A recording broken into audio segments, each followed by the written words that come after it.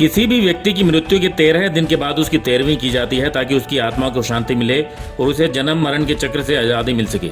लेकिन मीरका गांव के विनोद की मृत्यु के बाद उसकी लाश को 12 दिन बीतने के बाद अब तक अग्नि नहीं मिल पाई है। उसका अंतिम संस्कार ही नहीं हो पाया है। हिंदू धर्म में बिना अंतिम संस्कार के जीवात्मा की मुक्ति नहीं होती, ऐसा कहा जाता है। अब विनोद के परिजनों, सामाजिक संगठनों और प्रशासन व सरकार के बीच मांगों पर सहमति नहीं बनने के कारण विनोद की लाश का उसकी मृत्यु के 12वें दिन भी संस्कार नहीं हो सका है। उसकी लाश अब भी सिविल अस्पताल के पोस्टमार्टम गृह में फ्रीजर में रखी है, अंतिम संस्कार के इंतजार में। इसी मुद्दे को लेकर विनोद को न्याय दिलवाने के लिए आज विभिन्न संगठनों ने सिविल अस्पताल से प्रदर्शन करते हुए हिसार के विधायक डॉक्टर कमल गुप्ता के आवास के बाहर धरना दिया। सैकड़ों की संख्या में लोग एकत्रित होकर विधायक गुप्ता के निवास के बाहर पहुंचे। प्रदर्शनकारियों का संख्या बल प्रशासन को साफ चेतावनी देता नजर आ रहा था कि न्यायालय से पहले विनोद के साथ सरकार ने न्याय नहीं किया तो ये आंदोलन और भी बड़ा और उग्र हो सकता है।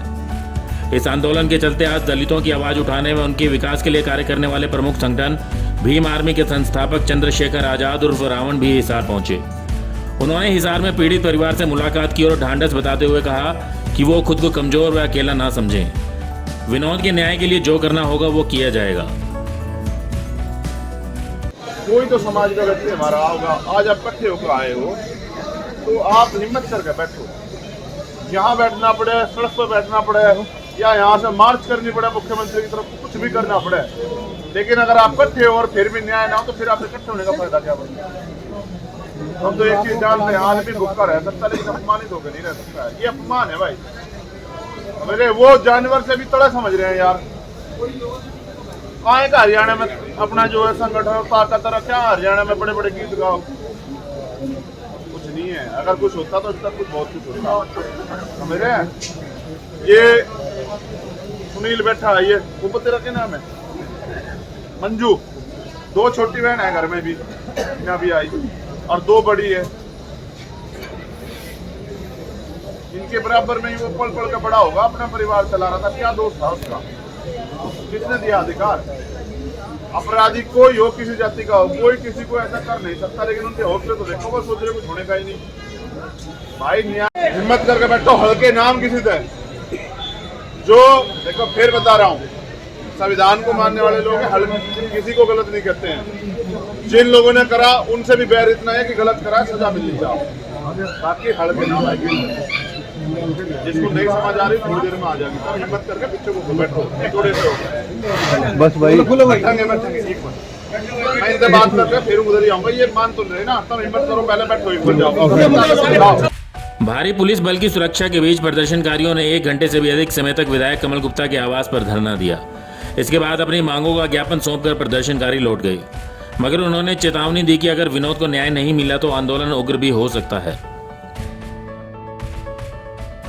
सर, ये हमारी जो विनोद कुमार भाई है, हमारा वाल्मीकि समाज से, एक एक्सपायर हो चुका है, 2 अभी उसमें सीरियस है। एक अग्रवाल एडमिट करा के, एक पीजीआई में दे रखा है। उसकी सरकार 11 दिन हो गया हमें यहाँ पर हिसार के अंदर सिविल अस्पताल में बैठे ने, अभी तक हमने दाग भी नहीं दिया, दाह संस्कार भी नहीं किया, क्योंकि 13 दिन के अंदर जो होता है 13 मई का हो जाता है। अब हम आज जो 13 मई का जो एक रस्म की हिसाब से कमल गुप्ता जी के निवास पे आए हैं, ताकि इनको पता चले कि अभी तक सरकार के कानून पे चू नहीं है।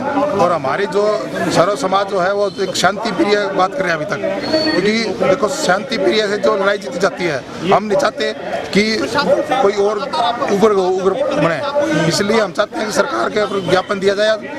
अभी हमें ज्ञापन दिया है, उसके बाद सरकार को मांग चाहेंगे। और हमारे जो भी इनकी जो मांग हमारी है, जो परिवार को न्याय मिला है। 17 आदमियों के हमने नाम दिए थे, इसमें 9 इन्होंने शायद अब तक गिरफ्तार किए हैं, 6 या 7 अभी तक बाहर हैं। और अभी तक जो है सम्मानजनक स्थिति से इनको दिया जाए। जो भी है सरकार आके इनसे बात करे। अभी तक सरकार के कान पे चू भी नहीं है, क्योंकि सरकार चाहती है कि ये सड़कों पे आए। सरकार खुद वो चाहती है कि ये सड़कों पे आए ताकि इन पर केस बने। और इसी एक्ट का जो लगता है, उसका जो पैसा मिलता है वो मिल रहा है इनको। सरकार ने अपनी तरफ से कुछ भी नहीं दिया है। सरकार, हम चाहते हैं सरकार को, देखो गरीब परिवार उसको 3 है, उसको सहायता जो मृतक है उसकी मिसेज को नौकरी मिल जाए, परमानेंट 2 है उनको डीसी रेट मिले, ताकि उसका 2 साल का बच्चा है उसका पालन पोषण हो सके।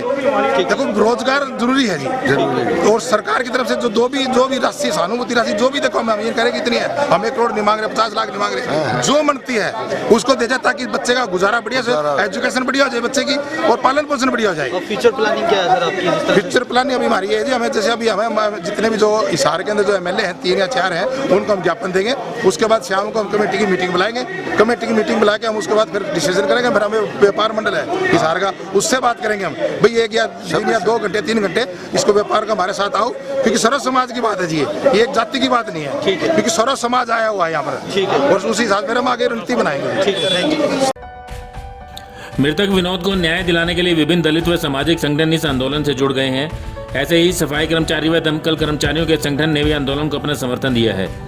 सफाई कर्मचारियों के प्रतिनिधि देवीदास वाल्मीकि के अनुसार विनोद को न्याय नहीं मिला तो पूरे प्रदेश में सफाई कार्य रोक दिया जाएगा। भारतीय जनता पार्टी की सरकार जो हिंदूवादी सरकार होने का दावा करती है, हिंदू धर्म के अंदर अंतिम संस्कार के लिए किसी भी लाश को 12 दिन इंतज़ार नहीं करना पड़ता। ये विनोद के परिवार के लोग मुख्यमंत्री की कैबिनेट में मंत्री पद नहीं चाहते, ना ही ये IAS की कुर्सी चाहते। ये लोग क्या चाहते हैं? मैं एक आपको घटना बता देना चाहता हूँ कि बॉम्बे के अंदर अजमल कसाब को सरेआम गोली चलाते हुए पकड़ा गया था और अजमल कसाब को भारत सरकार ने सेशन कोर्ट से लेकर सुप्रीम कोर्ट तक के न्याय को चैनल पूरा कराकर तब उसको फांसी की सजा दी थी। और इस हरियाणा में कुछ लोग ऐसे हैं जो विनोद जैसे नौजवान को इस बात पर उसकी हत्या कर देते हैं कि ये हमारे घर में चोरी कर रहा था। मैं इस बात को सत्य मान लेता हूँ, यदि विनोद चोरी भी कर रहा था तो उसको पुलिस के हवाले किया जाना चाहिए था। और ये हिसार की पुलिस मूक दर्शक बने हुए तमाशा देख रही है। जिस तरह से ये लोग आंदोलन में लगे हुए हैं, अगर मुजरिमों को पकड़ने में इससे आधी एनर्जी लगा दें, मुजरिम इनकी पहुंच से दूर नहीं है, मगर इन लोगों ने बड़े शर्म के साथ ये मुजरिमों का साथ दे रही है।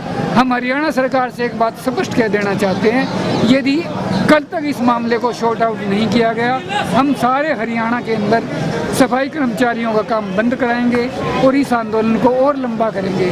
जब किसानों की एक की हत्या होती है, जब किसान आंदोलन के कुछ लोग करनाल के अंदर प्रदर्शन कर रहे थे और पुलिस बल के लाठीचार्ज से एक किसान की मृत्यु होने पर 25 लाख रुपए मुआवजा और 2 नौकरी मिलती है, मैं हरियाणा सरकार से पूछना चाहता हूं, इस दलित समुदाय के वाल्मीकि समाज के नौजवान की मृत्यु पर आर्थिक मुआवजा और सरकारी नौकरी क्यों नहीं? या तो ये सरकार ये कहे कि ये सरकार केवल बड़ी जाति के लोगों को आर्थिक सहायता और नौकरी की घोषणा करती है। अगर भारतीय जनता पार्टी का प्रवक्ता ये घोषणा करता है कि हरियाणा में ऊंची जाति के लोगों के मरने पर ही आर्थिक सहायता और नौकरी घोषणा करती है, तो मैं ये आपको वायदा करता हूँ हम विनोद का अंतिम संस्कार बगैर 1 रुपये ले करा देंगे, मगर सरकार ये बयान तो जारी करे। मगर अफसोस कि आज सरकार पर बोलने के लिए कुछ नहीं, आज सरकार चुप्पी साधे बैठी हुई है। और आज जब इन लोगों को, इन सरकार के लोगों को मुस्लिमों से डर लगता है, तब ये दलितों को हिंदू बनाने का काम करते हैं। हिंदुओं में हमारी संख्या होती है। जब हम हिंदू हैं तो आज हमें 12 दिन किस बात का इंतजार करना पड़ता है?